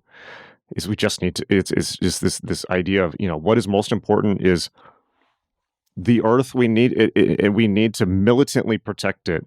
And I think that, and seriously, as serious and organized adults. Not in a oh, the Earth, hug a tree way. Do that too, but I mean with their full physical and mental capacity. I don't mean to freak you out, but if you follow what you're saying to the logical conclusion, then we can expect some crazy shit to happen that isn't coming from like oil companies. Because I got yelled at because I was on Rogan saying like, COVID, for example. If we're gonna go by this thing was cooked up somewhere, and I do think it was. The moment they said there's a virology lab in Wuhan, anybody who had like any logic, any at all, was like, oh, it probably is a leak from that laboratory. Of course, obvious. And then that became this stupid political thing. But if you look at COVID from the perspective of what it did for the planet, in the sense that it shut things down for a year. Like, remember, they're all like, people didn't know where to put the oil. I think things are just getting going again. Lumber shortages, like if you look at what COVID did for the planet, I don't know that you would necessarily say from the planet's perspective, it was a negative. Like, No. I think you could, right. So what I'm saying is what you're saying, I would guess, because I don't know for sure, but I would guess that there are already large secret factions of people who have gone way over the edge between, I'm just going to recycle and I'm going to do anything I can to preserve the planet. And I'm going to prioritize the planet's life over human life. I'm talking Kaczynski shit here, man. And like, the technology that's coming that we clearly already have, someone whipped up this fucking thing with a shitty incubation period. You know what I mean? So like, it's like the ultimate way to shut down society. And there's a lot of people who want to shut down society, and it's not just like big state entities.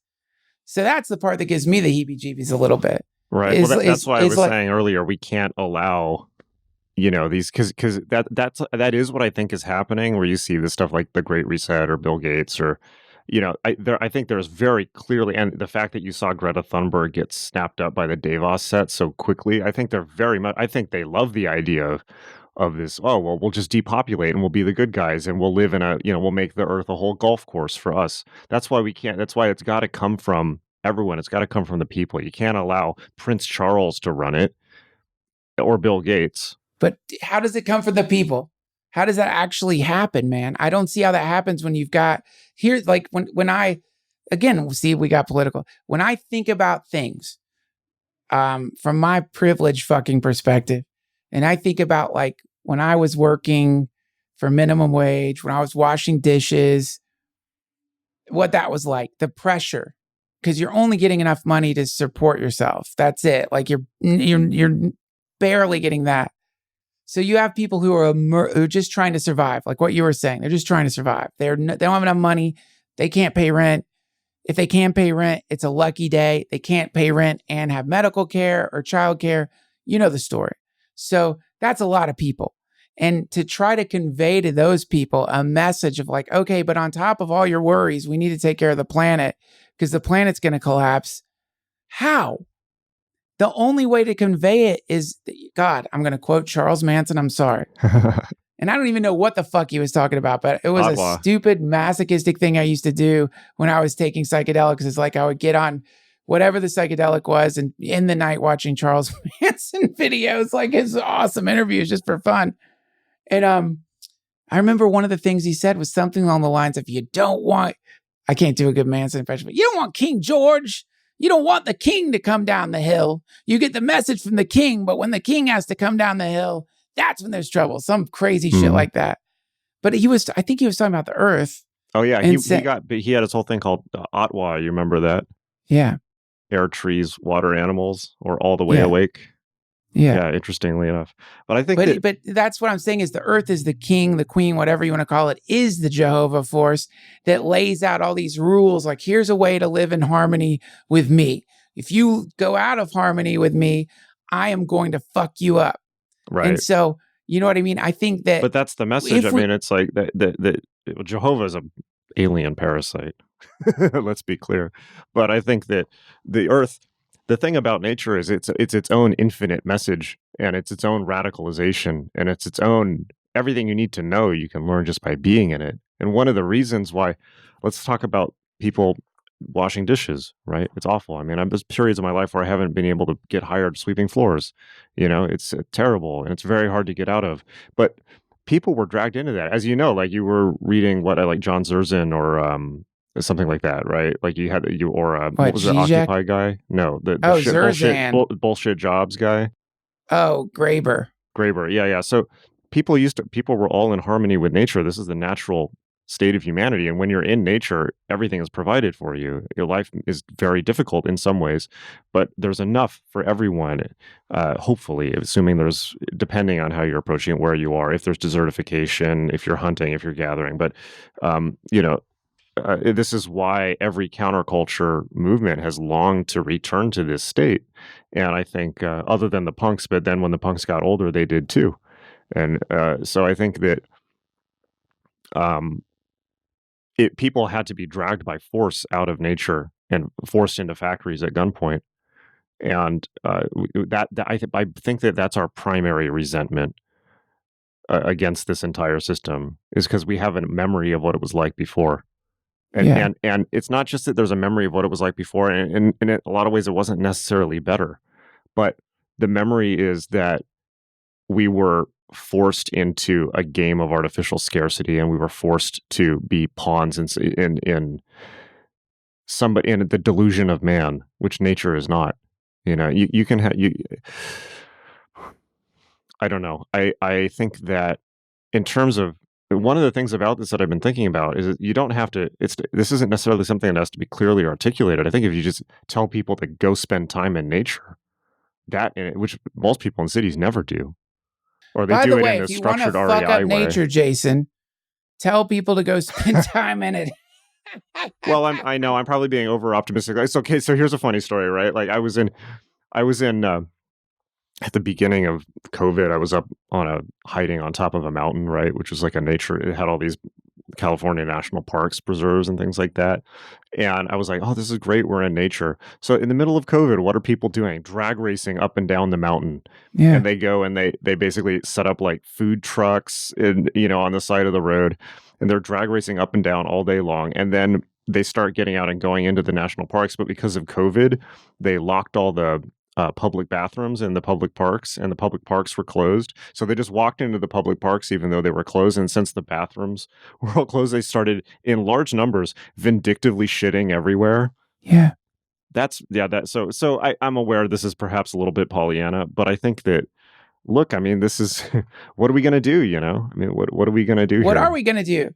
I mean, I'm not saying it's perfect. I'm saying, what is the principle? What is the solid ground from which to fight? And I think that's it. It's got to be some kind of compassion. It's got to be micro environmentalism. It's got to, because otherwise you will just become completely despondent. I mean, like my friend Kalmus, you got to talk to him, man. He's like so passionate about it, but he is exhausted, and he is like, because he's like a genius climate scientist who understands, because of the shape of fucking CO2, this is just a terrible situation that we're in. The earth is getting hotter. It's going to keep getting hotter as long as we keep burning gas. And it's like, I listen to him, and then like, I'm at the gas pump a few months later. I'm not thinking about him. You know what I mean? And this is the situation, is one of like, we keep returning to the hypnotic state.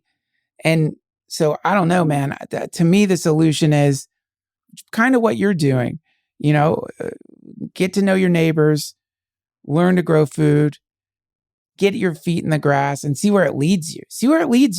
Not to be talk about Polly fucking Anna, but it's like, and maybe I'm just being negative, but I've seen national park dumpsters. I know what you're talking about. I've seen them overflowing with diapers and plastic bottles and shit scattered everywhere. Or you're just out in the woods and there's just a bag of fucking garbage somebody decided to leave because they didn't want to haul out their garbage. They're like, just leave it. Fuck it. We'll leave the garbage. This is, to me, like the hand of justice when it comes to the earth. It moves so slowly. But go back to those fucking ruins, man. Who were they? Yeah. Nobody knows. Who knows why, who knows? All I'm saying is, I know that if I spend too much time imagining the possibility of, converting people who really are completely okay throwing like a Coca-Cola bottle into a forest. Don't need to convert them. Look, the humanity's over carrying capacity. Not everyone is going to make it through this. And I think that you said things go slowly. They can go real fast too. And whether or not COVID was engineered in a lab, we can expect a lot more of these pandemics based on the conditions that people are living in because of overpopulation and industrialization and climate change and all of this. So that's always, I don't think there's any reason to black pill on it, as they say, because I think black pill. because we're in such like a flash in the pan in ecological time. That nature will simply wipe us out and regrow if it needs to. But I think that it would be nicer to learn to live in collaboration with it instead. And I think that so I don't have all the answers, but I think that all that I'm saying is it's really important to at least have a stable starting point from which to make an argument and which to make an approach to the world. And really how I've been getting into this, like really all that I'm saying is like, what is, the question that led me to thinking more about this is simply, is there an adult occult political stance? Because is there? Because I wasn't concerned necessarily because occultism is often so adolescent in many ways. Occultism is about a phase in people's life where they must assert their own individual will, and that's very adolescent, and it's important at a certain stage of life. But once you get past that, where do you get? And I think where people get to is whatever spiritual system they end up adopting, they tend to seem to merge into the broader stream of that. So, for instance, the Buddhist world or the Christian world, things like this. But those are all old stories. They're stories that were created thousands of years ago in very different conditions than we're in now, and they may not be relevant. And so my thought is, well, is there actually an adult? And then everyone defaults to, well, we just need to respect everybody, and we need to like see the best in all traditions.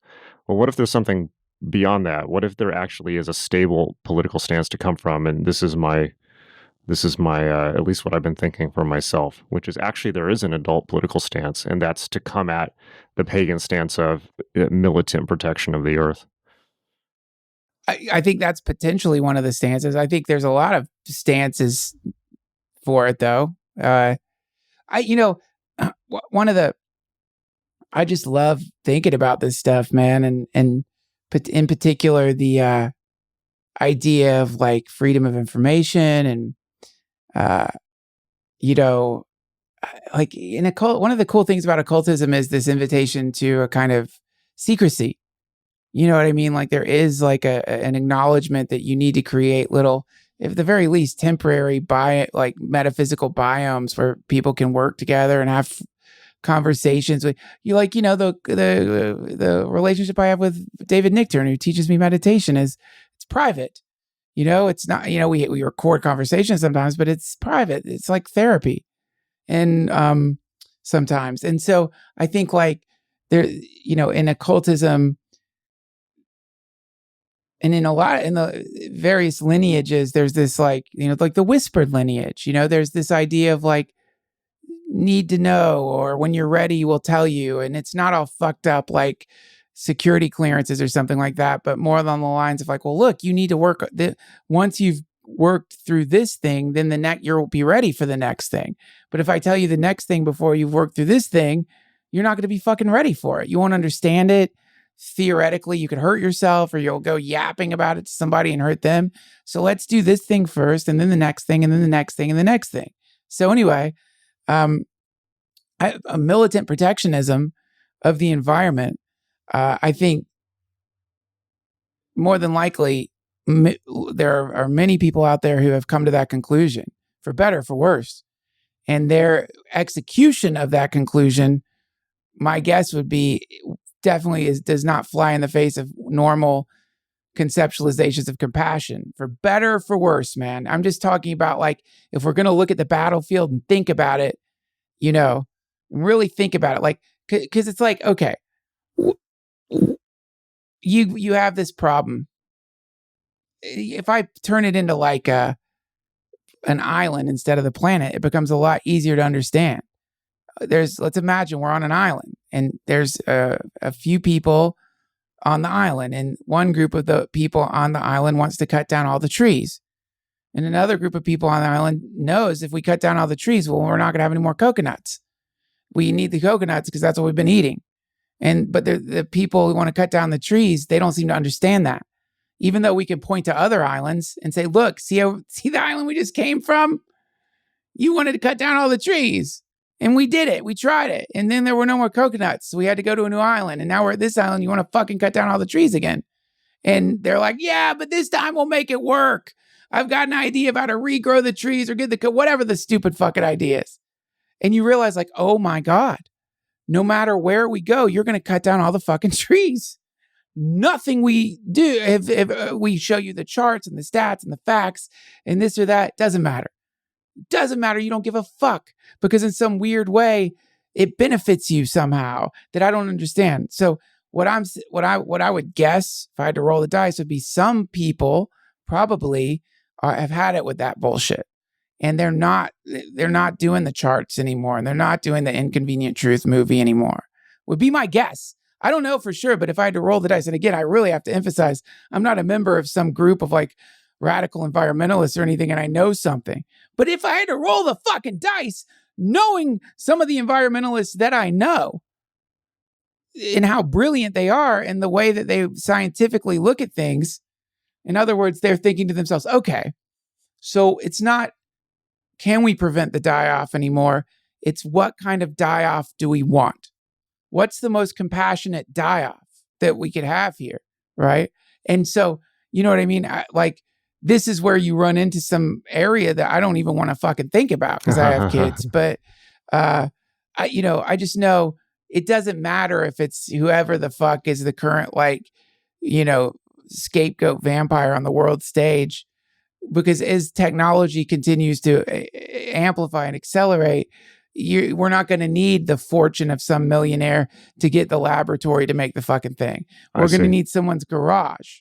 And there's already, and the problem is like, because what COVID did was shut everything the fuck down. It stopped society. It stopped it.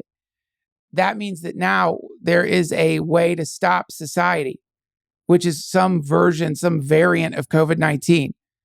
If it was already manufactured, hopefully unintentionally, then that is another problem because it indicates, oh yeah, you could do this now, gain of function.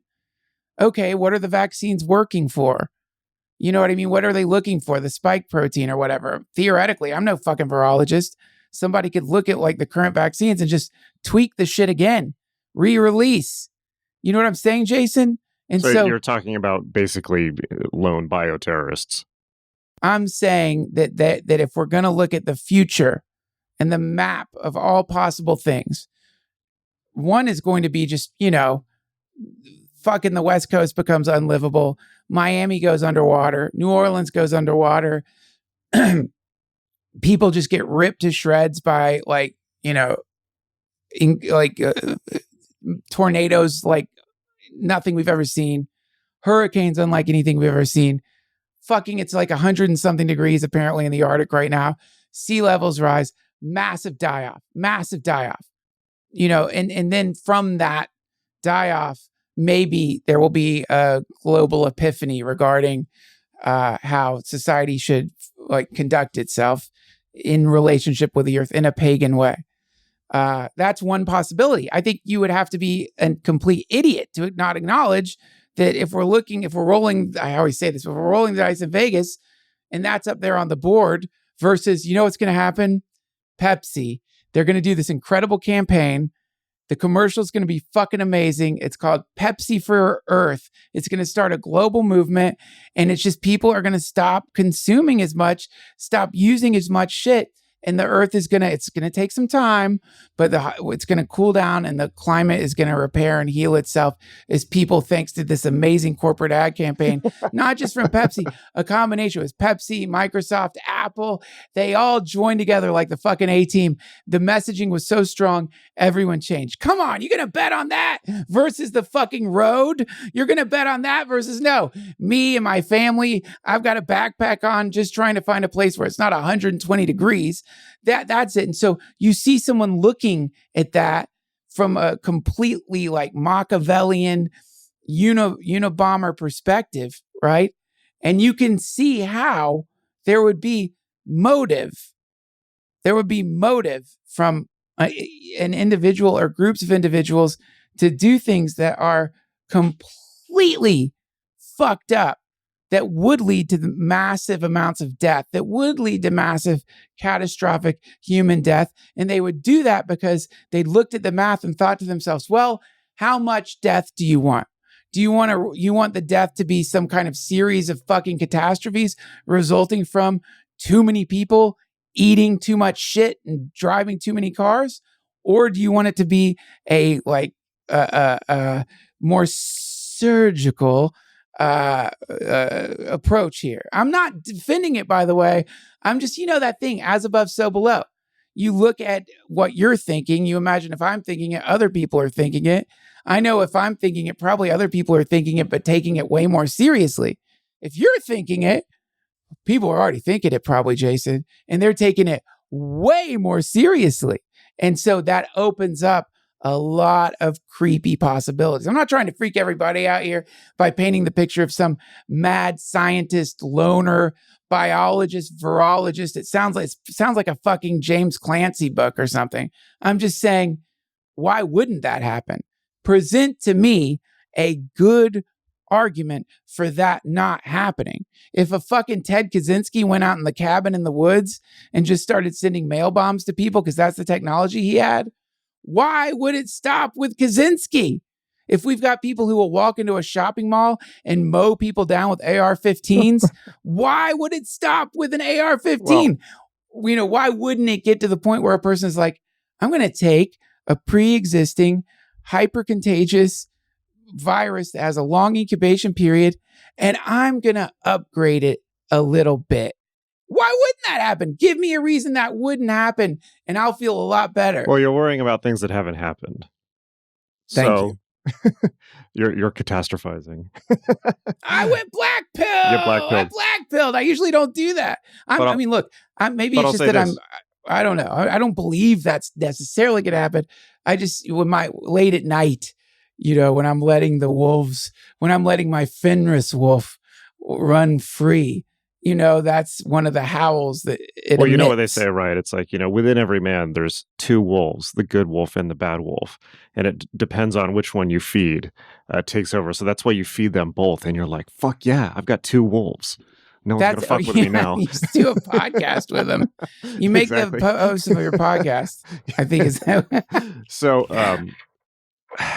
well, okay. But what my response is, well, this is why it's so important for us to imagine better scenarios. Because, Thank you. look, I mean, you said as above, so below, and if things are obsessed, people are obsessing over things, and they're in a sense creating them, and we are a mass psychic phenomenon. Things spread between minds, and so this is why I'm sure many environmentalists feel the same way, and why I've been so frustrated for so long, where it's people either they immediately go to the road.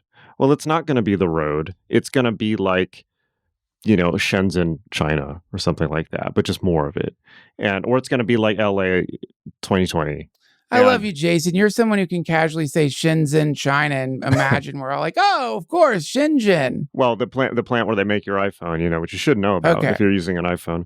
It's just a huge industrial city in China. It's really polluted. So, and it's where they have the suicide nets on Foxconn, for the Apple workers, so they don't kill themselves because it sucks making Apple gear.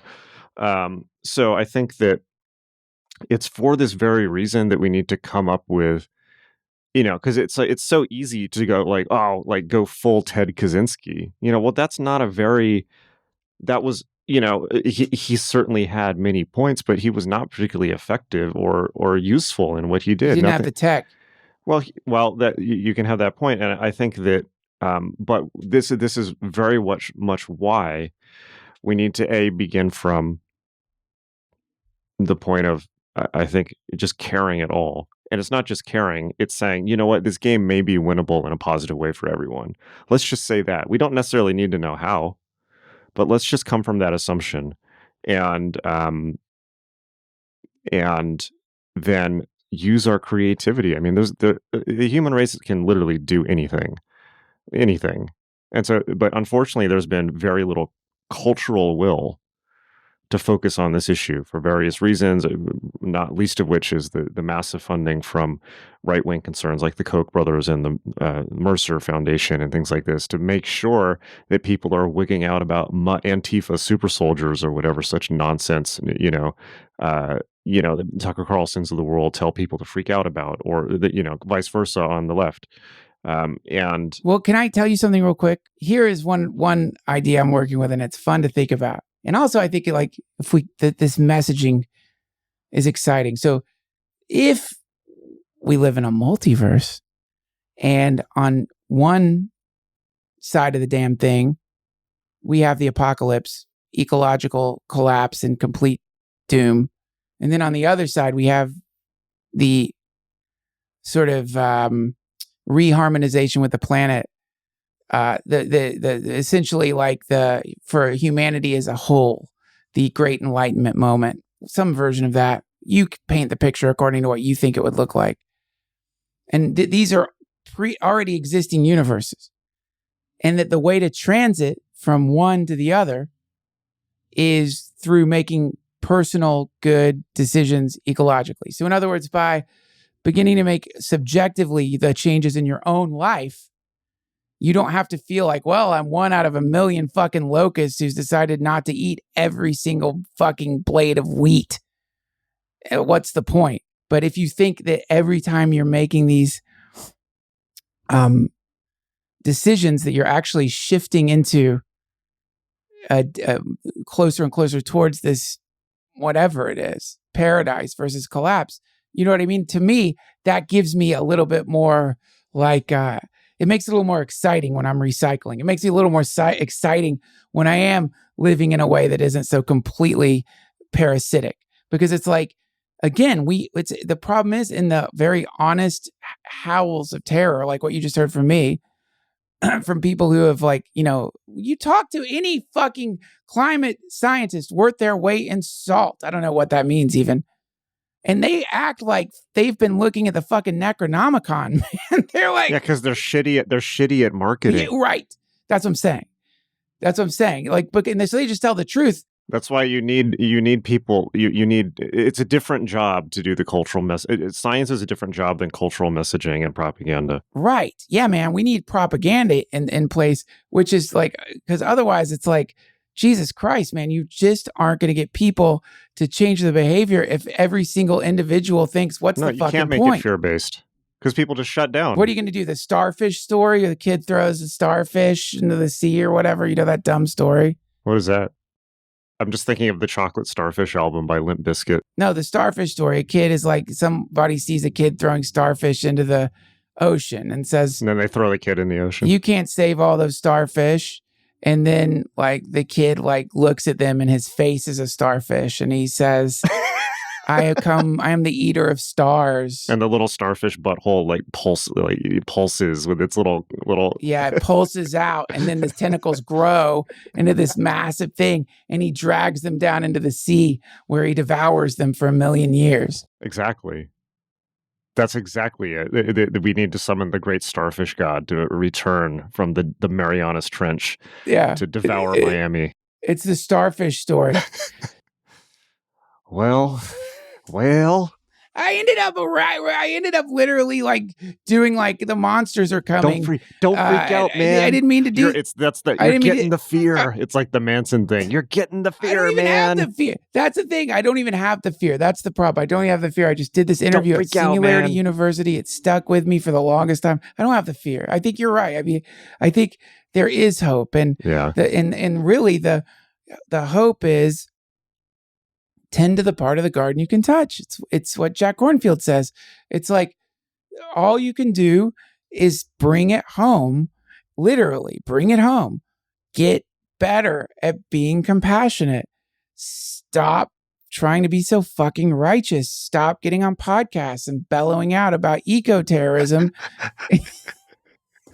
Love a little bit more and give up that story that I just said because I didn't mean it. I don't know why you bring it out of me sometimes, Jason. I do believe things are going to be better. I really do. Yeah. I do. I think they are going to be better, but I just don't know how we get there yet. Well, you don't need to know how. I mean, that's one of the things about hope, right? You don't need to know why there's hope to have it. You just have it. That's what faith is, right? Yeah. In the true sense, faith is it's going to turn out right. You don't need to know why, because if you start obsessing over why, then the next thing you know, you're just like making shitty comments about people's posts on Reddit. Yes, and it's even what, man? It's even, and that's the myth of Sisyphus that I love is like, even if it is hopeless, even if it is pointless, even if there is, you still do it out of this general rebellion, this sense of like, I'm still going to do it in the face of like, even like, I think Camus talks about the person being marched to the firing squad that notices the way the sun shines on their shoelaces. You know what I mean? That it's like, even then it's like, it's still beautiful. And so I think that's the way to do it. Add to it, you know, you trying in your own little sector of life to be kinder, more compassionate, less consumeristic, worship Odin, try to ascend Yggdrasil, the world tree, drink from the well. What the fuck's the well in front of the world tree? You tell me. Have a conversation with the snake in the world tree. See what it has to say. And then at the other side of it, maybe we have some pagan paradise. I'm disappointed, honestly, man. I love that you're talking about climate change and getting people, trying to come up with a way to get people to be kinder to the earth. But I really, maybe the next podcast we can fucking talk about how the hell I can do Odin magic. Next one. That's what I want to do. All right. We got 10 seconds left before it cuts me off because I only paid for 2 hours of credit. I talk too much. That was great. Next one will be Odin. Thank you, Jason.